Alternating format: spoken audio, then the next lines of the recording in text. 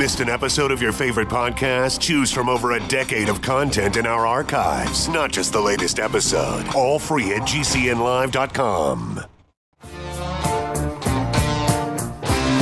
This is your call to action. Get prepared, America. Economy, survival, energy, disasters. This is USAPrepares.com. Informative radio, educational radio. Interact now by emailing instructor@USAPrepares.com or text at 434-390-7953. Class, please take your seats. Now, your instructor, Vincent Finelli. Everyone all set, cocked, locked, here we go. You dial set correctly to USA Prepares. We broadcast Monday through Friday, 9 a.m. through 11 a.m. Central Time. And today we've got two engineers. Kyle is engineering at GCN, and so is Patrick. And it's great to have both of you aboard. If you'd like to call us, we'll pay for the call, 866-582-9933, 866-582-9933. And if you'd like to listen on your phone to the broadcast 24/7, 605-477-3249, 605-477-3249. And there's a link to all of your instructors on the website, usaprepares.com. Doc Ram's with us, Dr. Richard Allen Miller, docram.com. Welcome, Rick. Good morning. I hear you loud and clear. Good luck with that. I mean, good morning. Hey, Rick, I was thinking about the temperature change. You know, a few days ago, it was in the 80s here at the farm in Missouri, and then down to the 60s. These wild swings in temperature, I don't remember them in the 50s, and I don't remember them in the 60s. And I remember being able to go out poolside and lie in the sun with a bathing suit on and for several hours and, you know, get a slight tan today, you know, without sunscreen. As a matter of fact, people used to buy a product called Copper Tone because they'd want more tan rather than less tan. And today, or a tanning bed. Yeah. And today, it's the opposite. Avoid the sun. The sun is different. It's changed colors. It's hotter. At least it certainly appears to be hotter to me. What are your thoughts on that, Rick? I'm of two minds because the data is confusing. But I keep coming back to the ice plugs that they do in Antarctica, and where they go right straight down into the ice and take a picture of what happened at that moment. And it comes back cyclic, dead on cyclic. There it is. It's not about man. It's not about the sun. It is like regular clockwork in different cycles. And whether or not that's true and that data is correct, because I was not there to actually photograph it, to measure it. It's not my technology. It seemingly is accurate. And the story is, we've been here before, and here we are again, just like right on when it's 7 o'clock, and it's howdy-doody time. Here we are, just like it ever was. But you got to add to that. I mean, there's no mistaking that we are polluting the planet. There's no mistaking. There's no mistaking that the planet is being terraformed. Mm-hmm. That's a more accurate. Plastics, yes, everything is overpackaged. Why? It's about money, and somebody, DuPont, is making a bunch of money. Overpackaging. There's no question about that. Everything is so overpackaged that there is 1 in 10, when you're opening it, you mess it up and have to buy another. Just like oranges. I noticed when you buy fruit at the store in packages, at the bottom and inside it, as a regular policy, they will put one or two older fruit in the box so that it causes 4 or 5 to go sideways, and you have to throw it away because everything we're buying now is in the same box, but there's less in the box. It's called shrinkage. Yeah, it's a marketing technique. You're absolutely right. Being hoodwinked on all levels and all sides in terms of what we perceive. And the alternative media has now become infested with other things besides honesty that Charles Kuralt is most likely turning in his grave. I miss the older days of something being said on the media that's a nice, warm fuzzy. It's about selling papers. It's about people trying to get your attention. Look, kids, over here, ISIS is beheading a bunch of people. Look, watch.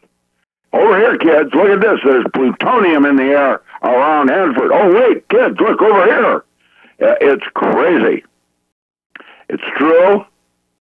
And worse, it's creating an attitude. I posted some stuff yesterday and the day before that I consider important. When I told you that the single most important 3 subjects were Fukushima, chemtrails, and what was the third one? Yeah, there it is.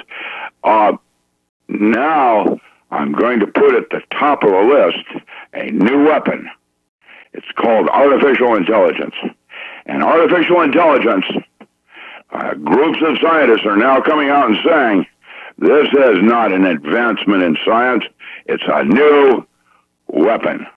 And here we are at the so-called end of days. And I have not got a clue of what's real or not from a science point of view anymore. Science is no longer trustworthy. It is no longer honorable. And I personally want to walk away. I don't mind talking about instinct. My instinct's on red alert. I know that when I booted up my computer this morning, there was something specifically waiting for this moment to grab my computer. It did. And added all these weird changes to Microsoft 7. I give up. I now know I have no control of my own destiny anymore. You mean because you're outnumbered? Because you're outnumbered? Because you're outnumbered by them? It isn't outnumbered. I'm outmaneuvered. Mm-hmm. I'm out-moneyed. I'm out everything. Mm-hmm. Intellect. Something smarter than me. No, that's hard to believe. Something bigger than me. Something more than me. Something less than me. Less, meaning values and morals over ethics. Mm-hmm. There's something else going on here, and I can't put my finger on it. And I love my girl, and yet we argue. Why? Well, I had heat stroke. I am delusional. Heat stroke alone. I got heat stroke this last 2 weeks. I am still not into true. And it sneaks up to the point where when you first become aware of it, it's already too late. Just like everything else. It is a metaphor of a reflection of something going on that is out of control, and I'm not the one directing it. How does that work? Rick, you had a massive heat wave. I had worse than that. Northwest. I had events that came as a result of that.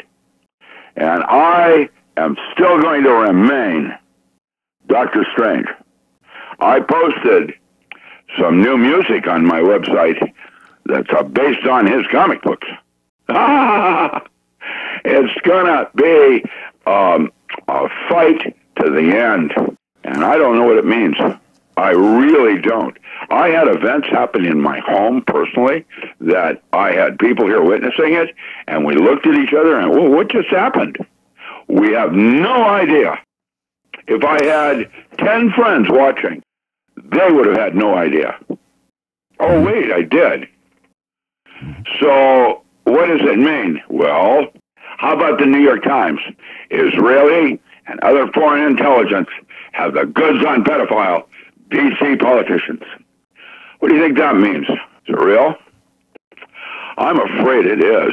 Look at what's happening in England. Look what happened in L.A. Let's talk about Josephine County, Grants Pass, Oregon. It's real. Why? Well, now we're going back to old books and magic. And that's the interesting one. Jordan Maxwell. He had his computer hacked. And when it rebooted, up come on a screen a sigil. Do we have time for me to continue talking or not? We've got about, continue. I'll let you know. Well, all right. Give me high fives. Sigils are older systems of magic based on Babylonian star maps that started being used in the 12th century. I can tell you what specific grimoires based on the older books, they're known today as the Keys of Solomon. Now, I'm being tested. They want to see if I really know my stuff. And so they gave me the signal and said, we don't know what it is. It's not like Jones at all. It's been on the seal. What happened when his computer rebooted, up came this signal on his screen. Freaked him out. And nobody knows what it is. So a couple of individuals sent it to me to see what I knew about it. I looked at the signal. Oh, those are lexicons from the Keys of Solomon. Now, figuring it out and trying to figure out which one, well, there's a bunch of them. And this one... Okay, hold that thought. We're going into a break, and we'll continue with signals when we come back. Dr. Richard Allen Miller's with us at docram.com. Also, richardallenmiller.com. Richard, A-L-A-N, Miller.com. Rick, you were talking about signals, magic, lexicons. Yeah. Well, I'm now going to declare war as a being of light. That's a good metaphor. There's something wrong here. I was reminded of when Max von Sydow comes up to Robert Redford at the end of the movie and he says, it will go something like this. A friend you haven't seen for a long period of time will come up to you, ... We're in a war that I don't understand, and we are civilians in a crossfire. And whether it's reticulans and or pedophiles or, I don't have a clue on the instinct of that. I can tell you that it's not human because,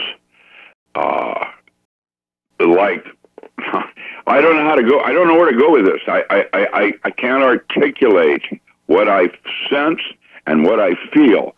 And what I feel is real and has form and yet is undescribable. Okay, how about this, Rick? How about this?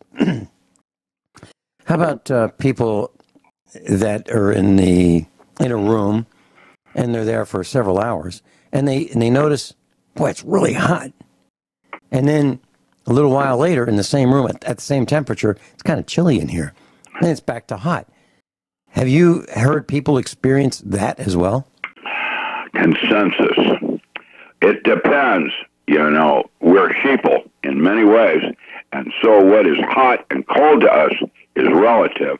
That's why, rather than absolutes, like Christianity, I prefer preferences. Like, there's always something more evil. Now, is the world have a devil? I can tell you that if you believe in God, how can he be at war with anything? So how does that work? This is the form that I speak of that is indescribable. I can't articulate what I sense is unnatural, not natural. Heat and cold are part of that. It's relative, because if you see everybody running around in skimpy, it's like, is it warm or cold?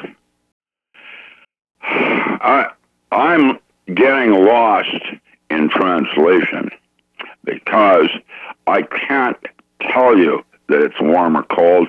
It's not warm or cold. It's more fuzzy. It's a word I can't tell you. The sun. Mm-hmm. I remember when the sun was yellow as a boy. I would look up in the sky and it was yellow. It's now white. Why? Well, maybe the sun is changing, Nibiru, whatever. Maybe the atmosphere is changing, like they're putting crud in it. They're still going chemtrails, even though you can't see them lay down anymore. Just go out at night with a flashlight. That's pretty straight up. What's that in the air? Who's doing it? Why are they doing it? Oh, whistleblowers come forward. And then people are silenced. They commit suicide and or found murdered. No apparent cause. Whatever. I don't know. I am isolated as a single individual in a small town in rural Oregon. And yet, it's under martial law. I had a bull, policeman, pull me over because I was driving my 280Z, and he said, I clocked you at 65, and I looked him straight back in the eye. I said, that's impossible. And I said, I might have pulsed at 65 when I was passing that truck to get back in line, but I wasn't speeding. Oh, and took my took. He didn't give me a ticket. Why? Because I didn't really speed, and he really was a bully, and it isn't true, any of it. Now, I don't know where to go with this. Well, how about this? How about these people who say, well, it's just my job. I'm just doing my job. Oh, that's Nazism. That's what happened in Germany with Auschwitz. Mm-hmm. Yeah. Just doing my job. Step right in the oven. Wait a minute. Now there's groups that say it never happened. We'll be right back. Dr. Richard Allen Miller is with us. Rick, you know, as far as I can tell, humans have a very narrow temperature band that is comfortable for us. For example, if it gets below 60 degrees Fahrenheit, we say, well, it's getting a little chilly. And if it gets higher than 80 degrees Fahrenheit, we say, well, it's getting kind of warm. And now we can adjust, being in those environments by wearing more or less clothing. But when you get above 80 degrees, then we have to have some addition, some mechanical events help, or mechanical equipment or electromechanical equipment help us. Air conditioning and heating systems, right? When you get above 80 and below 60. So, do you think that these wild temperature swings that we're experiencing are causing problems to plants and outside animals? Half our wheat crop is destroyed this year in the Midwest because of our heat swings. Watch what prices are changing in the grocery stores as I speak. Yeah. Okay, well, we're seeing the same thing. Now, here in Missouri, a few days ago, you could walk on the grass, where the cows are, and it would be crunchy. Literally, the grass was so dried out, it would be crunchy. And we had some rain, and it recovered. But we got a call this morning here at the farm from one of our neighbors. And we've been asking about these Colorado potato beetles. These things came in like a plague, literally. They marched into our garden. They appeared from virtually nowhere, and there are millions of them. And I mean, I'm not exaggerating, millions in a small garden. I mean, we have a raised bed garden that's, let's say, I'm estimating 36 by 36. feet. And their first choice was the pepper plants. And they ate all the leaves on the pepper plants, killed them. And now it looks like, it looks like something you might see in the desert, where some remnants of plants without leaves. Then they decided that second best would be tomatoes. And they've devoured them. They've killed the pepper plants, they've killed the tomato plants, and they're eating what's left of the garden. We got a call this morning from one of our neighbors who was in a town, maybe 25 miles away, and he said, yeah, it's not just us. It's all over this area. And, people have tried insecticides like Sevin. We haven't done that. But we've tried DE. We've doused the plants with liquid detergent. We thought we'd destroy the appetite of these little potato beetles. That didn't work. The diatomaceous earth didn't work. Nothing worked that we tried. And so some people bought these beetle traps. And I guess it has some kind of a bait in there that they like. But there are no beetle traps available anywhere in this area because they've all been bought. So this is a plague. And so this is just one of the attacks that is happening to us, to our food supply. Those are called horsemen of the apocalypse. Mm-hmm. Mm-hmm. They've named them in history. We're witnessing them now, and it's part of our genetic memory. It's something else is going on, and I can't.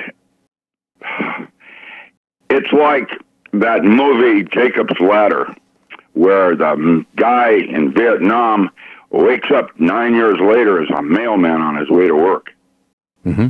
And he can't put his finger on exactly what's going on. BZ gas was something that I studied in anesthesiology in terms of what it does to the brain.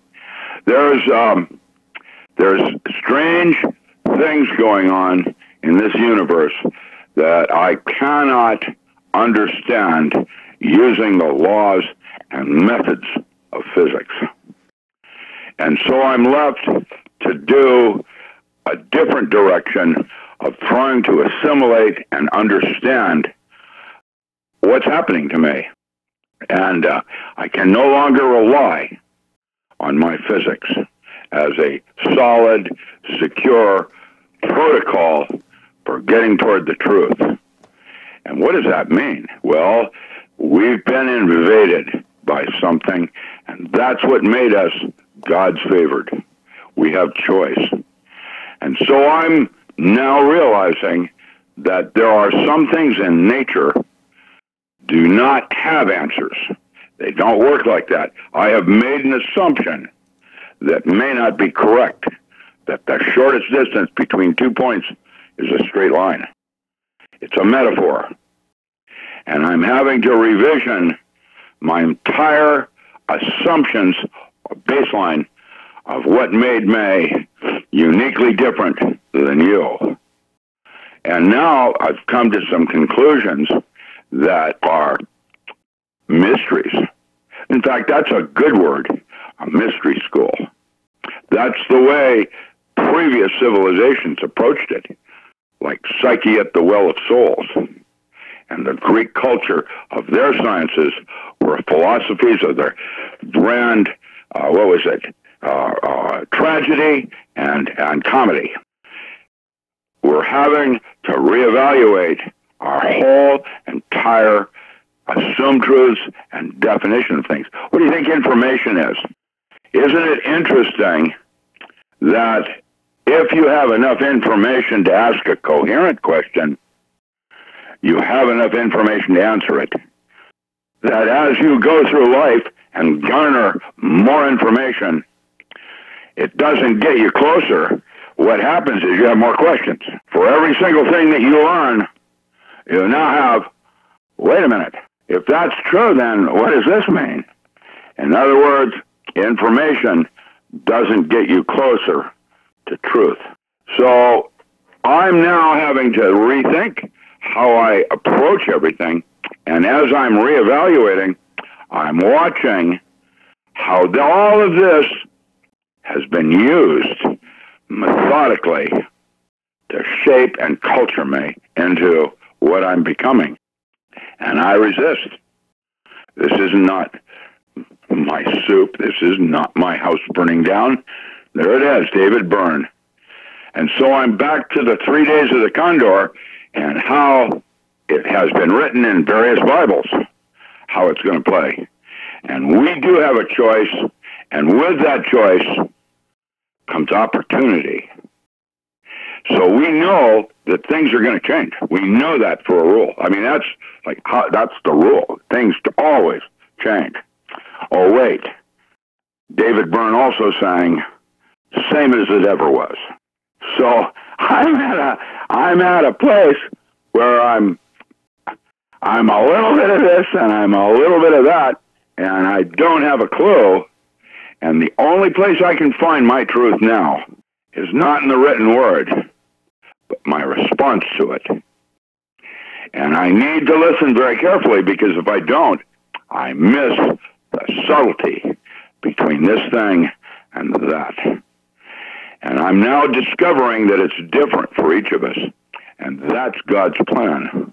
That's what made us human, and the diversity of it. And I'm hoping that I become one of those little festers that whatever it is trying to control things cannot seemingly quite get a hold of me. It has, and I'm watching it, and that's why I don't have free will. You know, Rick, as you mentioned this, I was thinking back to elementary school, and I did very, very poorly on some of these standardized tests. And you're talking about information, more information. And I remember these tests where you'd circle the answer A, B, C, D. E might be none of the above, or E might be all of the above. Yeah. And I would get confused, and I would say, well, actually, I can't really come up with an answer because there really is no best answer. They didn't include the best answer. It doesn't work like that. That's right. That's why when someone asks me a question, is it this way or that way? My response will always be yes. Mm-hmm. Or that'll be fine. Yeah, like when it's A, B, C, D, or E, none of the above, I'd say, well, it is some of the above. It's actually a couple of the above. And I would test very, very poorly. As a matter of fact, I think the school thought I was retarded. They wanted to put me in special ed because I did so poorly on some of these tests. But yet at the same time, I would win the science fair, first prize, every single year. And I want to digress 1 second and say something to you. I have found you to be one of the nicest human beings I've ever met on a lot of different levels.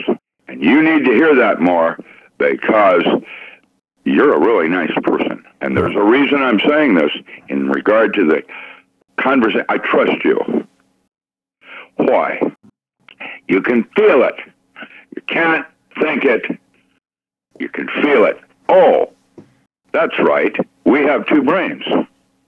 What do you think that means? What do you think that might imply?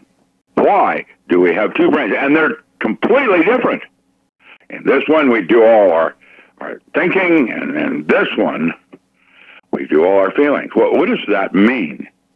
Into the out of. It's the moment of between the two and finding the balance of this to that. Yeah. And that balance is different. I was thinking of checks and balances as you were saying that. I was also thinking of some of the people who live in our neighborhood who think I'm absolutely nuts. We've got Gwyneth calling in from Australia. We'll be right back. Gwyneth Isaacs. We'll be right back. Dr. Richard Allen Miller's with us, and calling in from Australia, Gwyneth Isaacs. Welcome, Gwyneth. Hello, Vincent. How are you this morning? Very, very well. Hey, thank you for staying up late. How can we help you, Gwyneth? Okay. I was speaking... Is this Gwyneth? Mackay? Gwyneth Isaacs. Oh, Gwyneth. Okay, she's not Glenny's. Okay, sorry. She's a USA Preparedness instructor. Well, she's on with us. My dear friend Glenny's Mackay that lives in Brisbane. Okay. No. Please continue, Gwyneth. Anyway, I was speaking with you earlier on today about life extension technology. I haven't been listening to what you've been saying today, but we were talking about that the elites for the last little while have been actually taking a life extension technology that works called methylcobalamin. Okay. And if anyone here listens to Alex Jones' show and has heard of his Secret 12 formula, well, that's it. That's what it is. It's methylcobalamin. And it actually works in a multitude of laboratory studies. Increases the life of rodents by 50%. I can make some comment on Pearson and Shaw and their life extension, and then what Timothy Leary called SMILE, Space Migration, Intelligence Increase, Longevity Extension. There is a book by the Surgeon General of the Marine Corps called Biological Aging Mechanisms, Clinical Approach. And in that, this Ward Dean, Dr. Ward Dean, there's a study of how we measure aging in different universities across the globe. And everyone's a little different. They're looking at this cell, they're looking at that DNA sequencing, they're doing, everything's different. And the conclusion at the end of the book, looking at all the different ways we measure aging mechanisms, biological aging mechanisms, every single one is reversible. Not that you can stop it, you can reverse it. So, what is life extension? The quality of the moment, going from the profane into the sacred, where something becomes timeless. That was one of the protocols I tried to train SEALs with in terms of breathing and their experience of time that put their martial arts into the category of paranormal. Now, there is something else going on here that our sciences are inequipped to assimilate at this moment. It's because we've made some assumptions that need to possibly be revisioned. And one of them is that time is nothing more than a duration of consciousness. It's the way we organize memory and why we have two brains. And I'm going to suggest that all of this is inside in an a priori knowledge base in what is defined as the soul, or structured water within a microtubule. And that the fourth genome in our blood type, that rhesus negative, that nobody knows where it came from, has been purposely put there as a mental block to have access to self.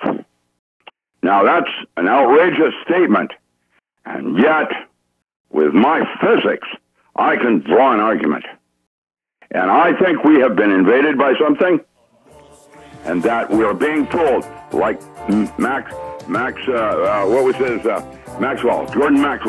that little sigil that was put up on his screen turns out to be a confabulation like voodoo. I'm going to put a hex on you. And is she putting a hex on something? No. Your belief system is what makes it true. That's how voodoo works. It's not the magic. It's your belief in it. Gwyneth, would you like to hold through the break? I would love to, thanks. Okay. And I just looked up methylcobalamin. It's a B12. It's a type of B12, right? Everyone all set? Cocked? Locked? Hour number 2 of USA Prepares. Dr. Ram's with us, Dr. Richard Allen Miller, docram.com. Gwyneth Isaacs is with us live in Australia. Gwyneth, please continue with your thoughts. Okay. Blackmore's just recently, I don't know exactly when but I came across it in the pharmacy probably about 3 months ago. They have been beginning to manufacture methylcobalamin together with its cofactors in a melt. That's a type of tablet that you put under the tongue because methylcobalamin has to be absorbed sublingually or it has to be injected. Okay. The other type, there's a number of different types of B12, but methylcobalamin and its cofactors are the sort that actually are causing the life extension. And how it does that is if you imagine that your DNA molecule is like a shoelace, well, the end of the shoelace is called the telomere, okay? And in old people, the telomere is frayed like the end of an old shoelace. What methylcobalamin does is it metabolizes into glutathione, and glutathione goes and wraps up the ends of the DNA molecules, and that's what the anti-aging properties are. And then the symptoms of aging, the grey hair, the aged skin, the effects on fibrin, the effects on collagen and all the rest of it, they begin to get reversed. Okay, Dr. Richard Allen Miller was right. You can't stop aging, but you can reverse it. That's absolutely the truth.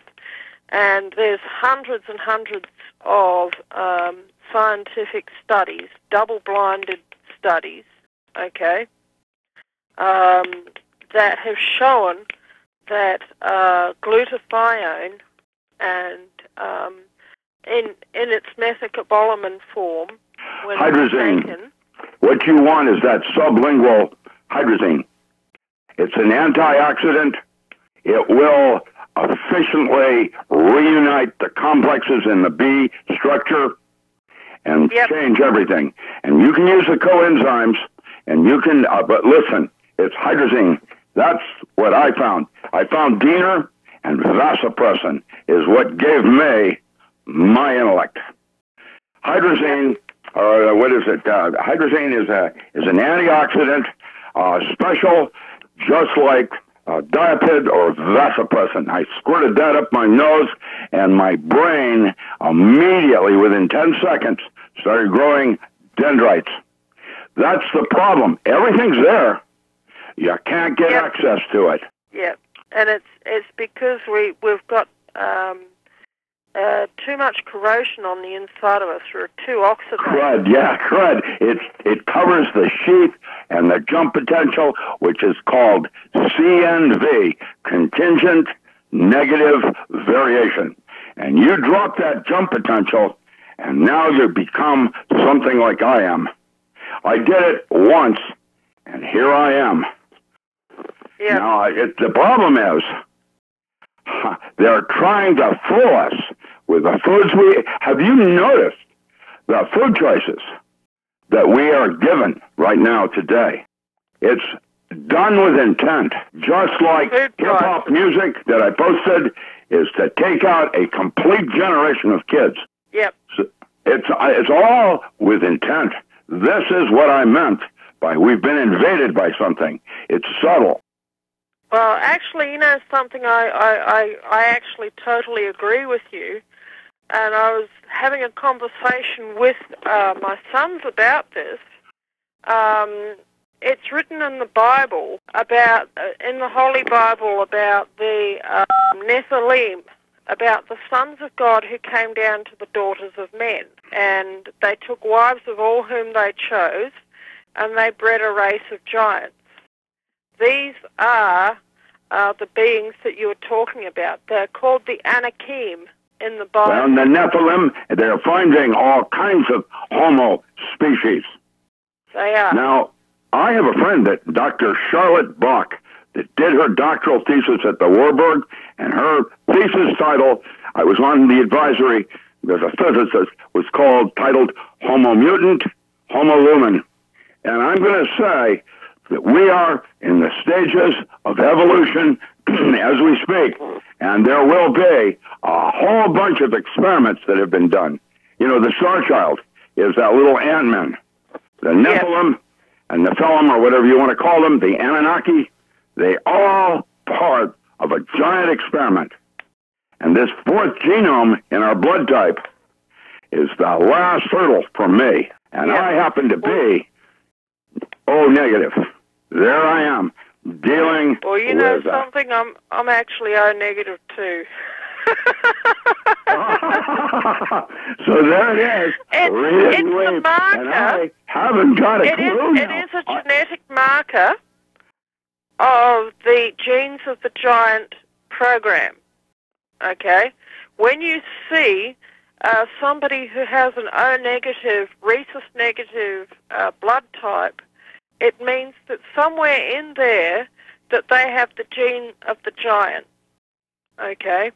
It tends to produce red hair, and it tends to produce blue or green eyes. Irish? Oh my gosh. Much higher frequency for blue and green-eyed people. Yeah. I have to laugh. When they have O negative blood type. Yeah. Where are you living in Australia? What part of Australia do you live? In Victoria. Ooh, really? Yep. Yeah. About almost 300 kilometers down in from Perth. Melbourne. Yeah. What was that? You know, I got offered a position down there, and I turned it down at the bottom of your country there in Perth. Yep. So, yeah. Murdoch University. I turned it down, unfortunately. Okay. Yep. I love your country. You guys are all Gene Fuller from Criminals. I mean, and some of the funniest movies have come out of Australia with the humor. You guys are right there on the edge. Well, very bad deeds. It's a funny old people. It has its good side. It also has its bad side. Yeah. We tend to just, as a people, the Australians, as soon as there comes somebody with any dominating false authority, they just tend to bow over it and get a big case of what I call Romans 13-itis. Yeah, how about that bishop of yours that just came home with his tail between his legs? That was awful. He'd been doing that for a long time, and I'm very happy that he's have been doing that some for a very long time. This is a system of magic that comes out of 12th century, like bathing in blood of children to make yourself young. It's disgusting, is what it is. Well, in my value systems, it is. You're absolutely right. And this, like I say, I'll tell anyone that wants to listen, this is black magic. Well, there's white magic and there's living color. That's Isaac Bonewitz. Magic has nothing to do with absolutes in that sense of it. It is a system of rigor and protocol that I sense is even more rigorous than physics. And it takes a strong behind to follow and pathwork and to stay focused, because you're constantly going to have distractions.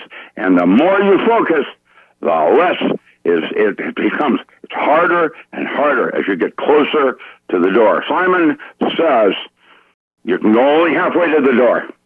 And we all focus on the door, and we've missed the big picture, which is about the journey. And immortality is part of that system.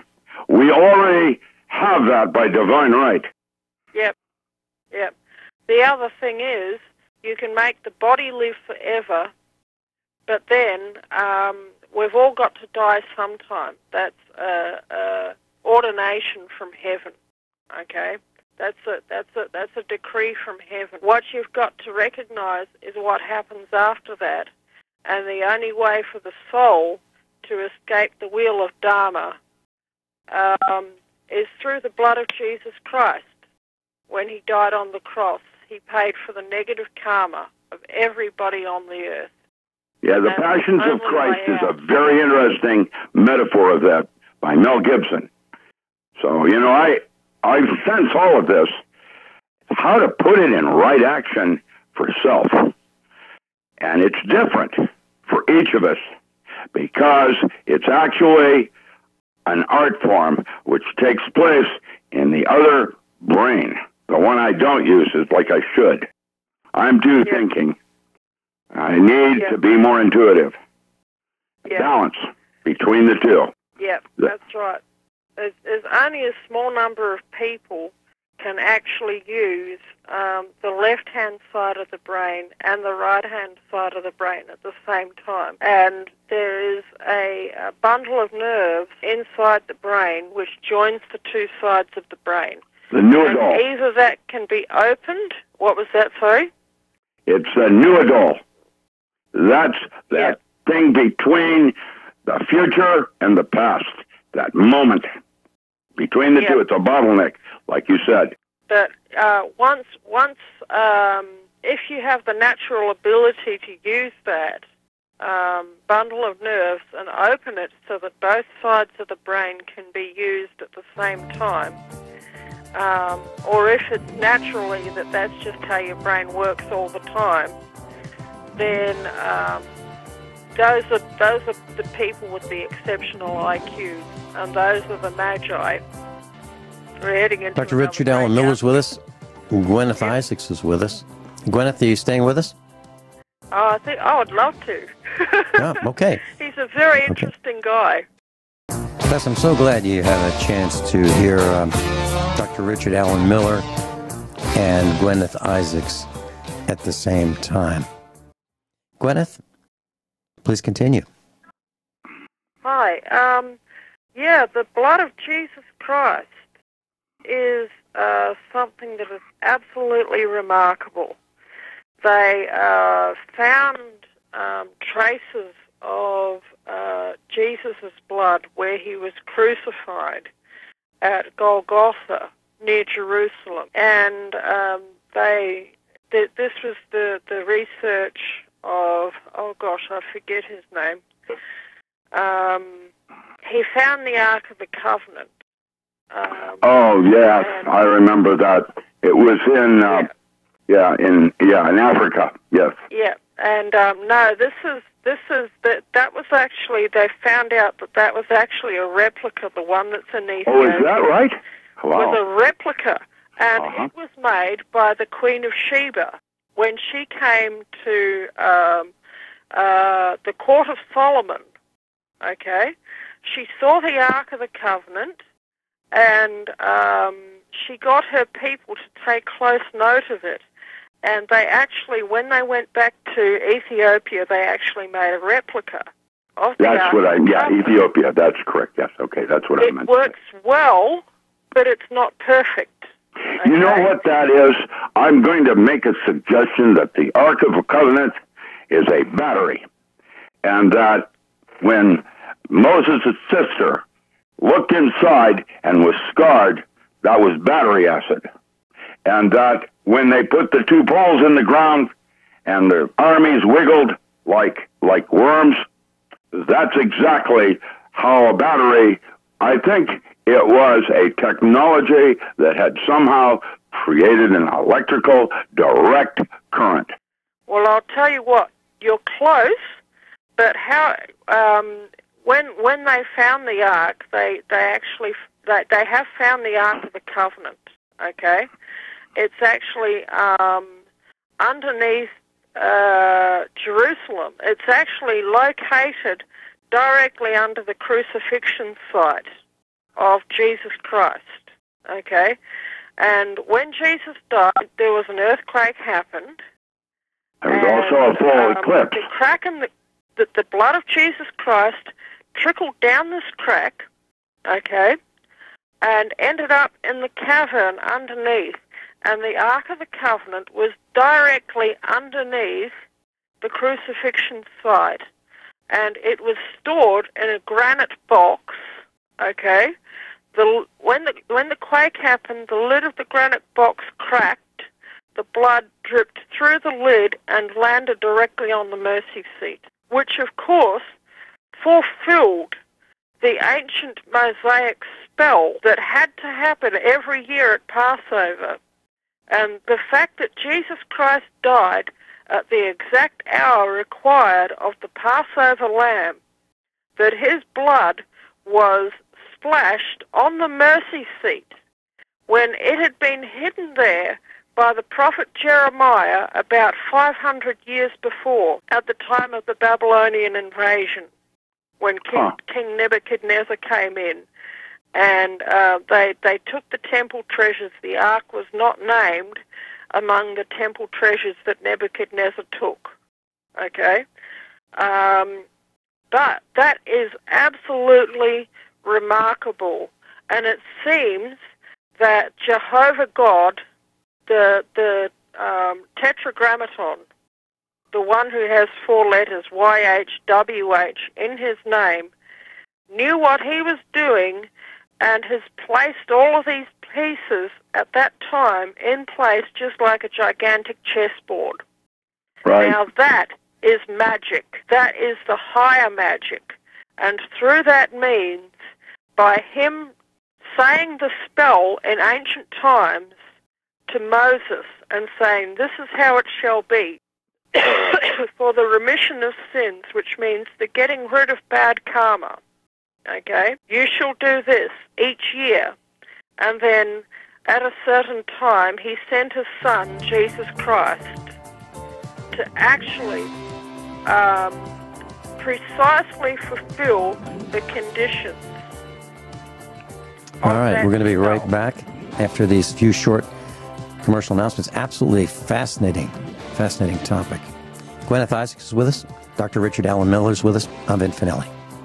Hello there. This is Gwyneth Isaacs here.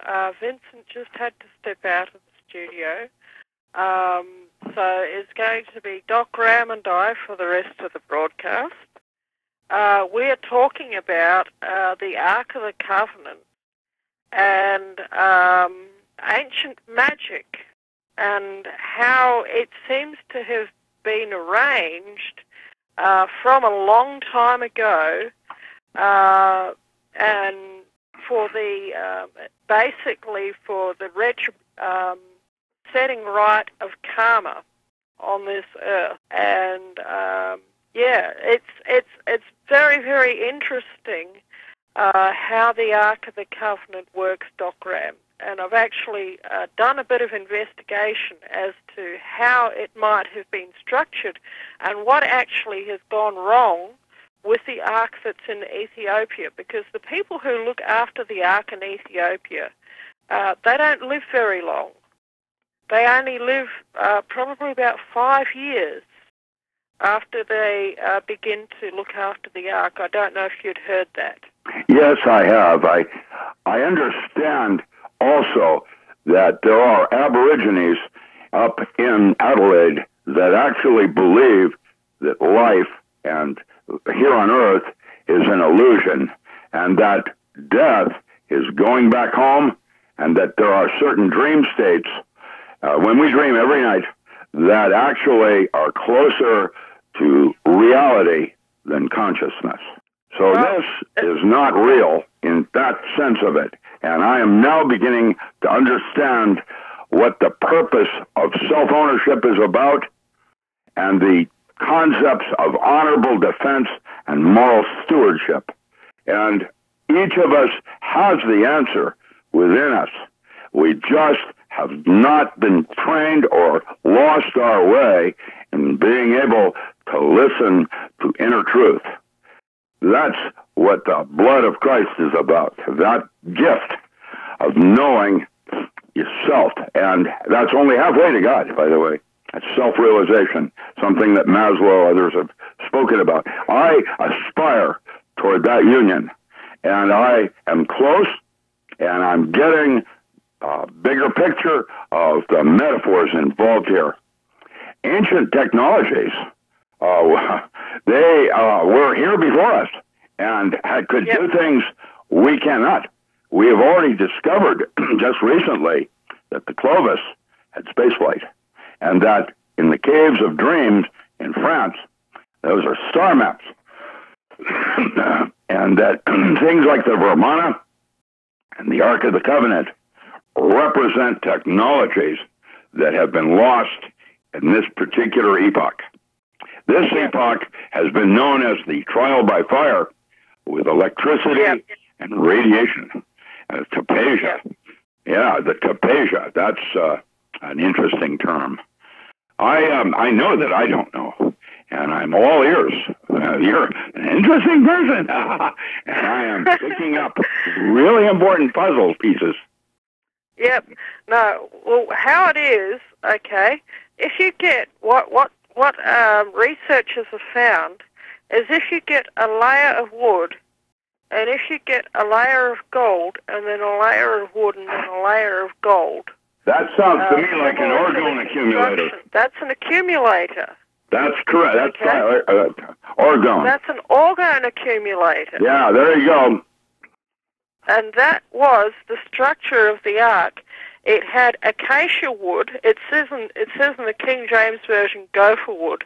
That word is a kufu. It means acacia tree. Okay?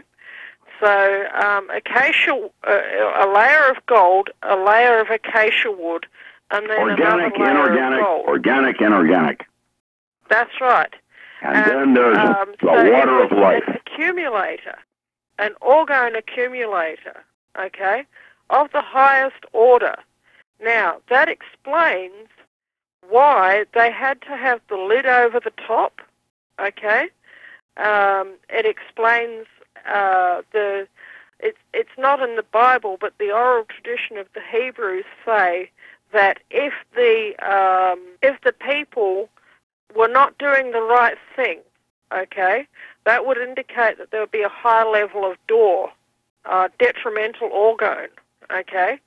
The angels that sat on the lid on the mercy seat, which would normally be facing the mercy seat, would actually turn away from the mercy seat. And if the priest saw that, then he was actually likely to drop dead on the spot. And kind of like in the Raiders of the Lost Ark movie, yeah. Ankle, and with bells. And if the bells stopped ringing, then the people knew that the priest was dead.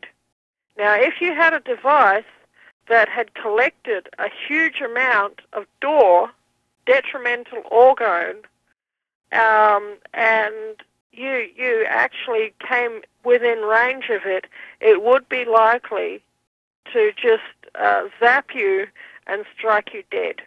This is absolutely verifiable.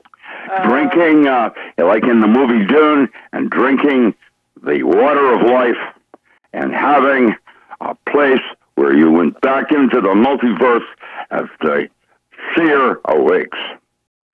I see the metaphor in everything here. What the whole temple complex was a model of the pineal gland of the third eye. It was. And it was a place which was interdimensional, okay? And if you go and read, I think it's in the book of 2 Chronicles in the Bible, about what happened when King Solomon dedicated the temple. The temple became full of light, okay? And people could not, it became impossible for a while for the people to carry on. The energy was just so intense there. And that is absolutely exactly what you would expect. Now, what is happening here, okay, we've got this physical world, and then we've got what the ancients called the heavenly realms. There is another world out there, and you're absolutely right. It is just as real or more real than this world. And I've heard people say it's like a simulation. It's like a test. Well, I fully believe that it would be something like a Minecraft game. Like I keep saying about the children's game Minecraft. It's a computer game. Like the Matrix. Yes. Yeah, exactly. Yeah, that's a post I wanted to draw everybody to. I posted on Facebook yesterday on the intent of Google and their AI and how it is now being used as a weapon, controlling our children, controlling everything we do. The truth of it. Yep. And it all goes back to words. Okay? And, well, that's the Sefer Yetzirah, the Book of Formation, in relating sounds to words, like Yad-Hey, Vah-Hey. yeah, that's right. And this is why it says, in the beginning was the Word, in John chapter 1, verse 1. In the beginning was the Word, and the Word was with God, and the Word was God. And it's talking about how Jesus Christ was in the beginning of the universe, how he spoke the universe into existence.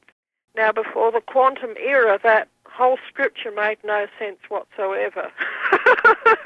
Now we know that you actually can absolutely speak anything into existence. Well, that's the purpose of the water of life. That's what structured water in your body is all about. Yep, that's right. And this is what the ancients absolutely knew. And it was the heart and the soul of ancient Egyptian magic, and it was also the heart and the soul of the Kabbalah, okay? Because they knew that in the beginning, Jehovah or Yahweh, Yahweh. I don't, the one who was in the beginning, the Creator, spoke the whole world into existence with his words. He set up the laws of science. He set up the laws of mathematics, which are absolutely immutable. He determined that each number should have a meaning. He set up numerology, okay? If this you is go gematria. Anywhere in the world, numerology, all the numbers have more or less the same meaning. There are variations, but anywhere you go, he set up the laws of randomization. And what I do for a living, Doc Ram, I'm a professional psychic. I'm a tarot reader. And if people say to me, well, how does that work? I say it works through randomization. There is no such thing really as a truly random order. And in the beginning, all of these things were set up, and they were set up by the speaking of the divine. This technology really is something that I'm studying now, on how sound and movement were previous epoch technologies that would rival electricity and nuclear power. And you see that with ghost dance and whirling dervish and dancing with Gabriel Roth. Gabriel Roth does a jazz form of dance that when you watch her and her ilk, Serpentine, others, when they're dancing, something different is happening besides just movement. Something else is going on, just like sound. Well, we're heading into another break, and we'll be back soon. This is Gwyneth Isaacs here, filling in for Vincent Finelli, and I have Richard Allen Miller. Hello, Richard, again. Hi there, thank you. The final segment. Well, let's not put it that way, please. That's ominous. Yeah. We've talked about a lot of interesting stuff, haven't we? Well, that all interconnects in a larger picture puzzle. It's all interrelated, interestingly. And all roads lead to Rome. Yep. There is an objective reality out there, and it is all ruled by the most marvelous, magical guy up in the sky. And, in the finer levels of the universe. That's right. Yeah, and I study Kabbalistic magic. Are you aware that I have written a book unpublished called Pantheon, Archetypal Gods in Daily Living? And guess how many chapters there are in it? How many? There are 20 22, like the veils of Isis. Tarot. I am a Hermetic Kabbalist, as you may know. I studied 6 years with Gershom Scholem. That's right. I know that I don't know, and that I'm using these tools toward taking self-responsibility for everything that I do. Yep, that's right. But it's so interesting that, you know, if you really go and you study what happened in the ancient Middle East between the battles of the Nephilim and the Anunnaki, and then you've got the Tetragrammaton, the five-pointed man, the five, the law of five. They're opposed, and they had a war, and ultimately that was a good thing for humanity that the Anunnaki at that time were not able to have the upper hand because the Tetragrammaton stood against them. What do you think they found in Antarctica 2 years ago? I have speculated. I have friends that talk to me about Prometheus. Yeah, they found them in stasis, and then when they evacuated Antarctica, it's because one of them woke up, just like in the movie Prometheus. Wow! Check it out. Yeah. That's interesting, amazing. Hollywood. Yep, that is absolutely amazing. But that's another thing that was prophesied in the Bible. It says, as it was during the days of Noah, and actually this was Christ who spoke this, so it will be at the coming of the Son of Man. In Matthew 24, he said that. And that means that at the end of days, that things will go back to being as they were in the days of Noah. And one of the things that was in the days of Noah was that the Anunnaki were definitely here, the Anakim, the giants, and also other hybridized creatures. They were all here, and every ancient culture tells about them. We have our own metaphor in Anunnaki, of the Nephilim in terms of Bigfoot, Sasquatch, and all the rest of Yeti. And they're extreme. Yeah, there's something else going on. I can watch. I know that I don't know. I can't know everything. I just try to stay focused, and I get tangented with all of this data, and I have not yet figured out how to use it. But I'm close. Yep. I'm real close. Yep. It's about taking ownership of your own self. And once you've done that, now things become more clear. And something is messing with us on all levels, our foods, our children, everything. Yep, that's absolutely right. But you know something, Doc Rand, that's the end of the broadcast. It's okay. There's lots more where that came from.